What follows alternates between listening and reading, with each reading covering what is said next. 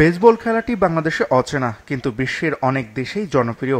দেখতে ক্রিকেটের মতো হলেও রয়েছে বিশাল পার্থক্য। বাংলাদেশে বেসবলের প্রতি আগ্রহ বাড়ছে মানুষের, এমনকি মেয়েরাও খেলছে এটি। বাংলাদেশে বেসবলের অ্যাসোসিয়েশন গঠিত হয় ২০০৬ সালে। ৩ বছর পর জাতীয় ক্রীড়া পরিষদ স্বীকৃতি পায় এই অ্যাসোসিয়েশন। আর ২০১৯ সালে ওয়ার্ল্ড বেসবল সফটবল কনফেডারেশনের সদস্য লাভ করে বাংলাদেশ।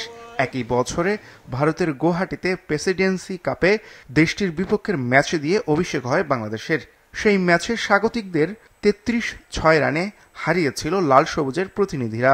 আসরে তৃতীয় হয়েছিল বাংলাদেশ।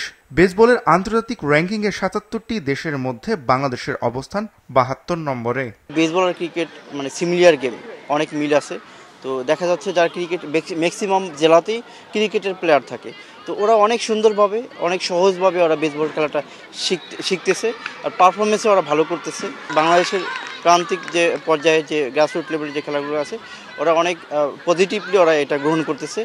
বর্তমানে দেশে বেসবলের ক্লাব রয়েছে 10টি, যার মধ্যে পুলিশ ও আনসার ক্লাবের খেলোয়াড়রা নিয়মিত অনুশীলন করেন।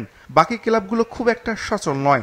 সারা দেশে বেসবলের নির্দিষ্ট মাঠ নেই, তবে ধানমন্ডি রিয়াগোপ মহিলা ক্রীড়া কমপ্লেক্স ও পুলিশ লাইন্সের মাঠে চলে অ্যাসোসিয়েশনের নানা কার্যক্রম। মাঠ সংকট, স্বল্প টুর্নামেন্ট, নানা প্রতিবন্ধকতা থাকার পরেও এখন বেসবলের দিকে ঝুঁকছে মেয়েরা। দিন দিন যে পরিমাণ আসলে জনপ্রিয়তা বাড়তেছে, সবার ইন্টারেস্টের জায়গা হয়ে দাঁড়াইছে। আমারও এখন এত ইন্টারেস্ট কাজ করে বেসবলের প্রতি, এনজয়েড হয়ে গেছে এই কারণে। বেসবলে আসার পেছনে লক্ষ্য হচ্ছে আমি বেসবলে একটা ভালো পজিশনে থাকতে চাই এবং আমাদের টার্গেট হচ্ছে সাউথ এশিয়ান গেমে একটা ভালো পজিশন নেওয়া। বর্তমানে কোনো টুর্নামেন্টের জন্য দল গঠন করতে হলে খেলোয়াড় সংকটে পড়ে ক্লাবগুলো।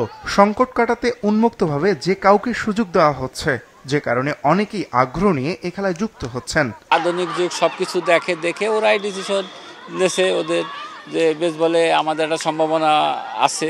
ক্রিকেট যারা স্কুল পর্যায়ে বা কলেজ পর্যায়ে বা ক্লাব পর্যায়ে এরকম যারা খেলে, সেই সমস্ত মেয়েদের যখন আমরা পাই, তাহলে ওদের শিখাইতে খুব সহজ হয়। ছেলেদের জাতীয় বেসবল দল থাকলেও মেয়েদের জাতীয় দল নেই। ষষ্ঠ জাতীয় নারী বেসবল চ্যাম্পিয়নশিপের সেরা খেলোয়াড়দের নিয়ে মেয়েদের দল করতে চায় অ্যাসোসিয়েশন। গত 18 বছরে এখন পর্যন্ত নারীদের কোনো জাতীয় দল গঠন হয়নি।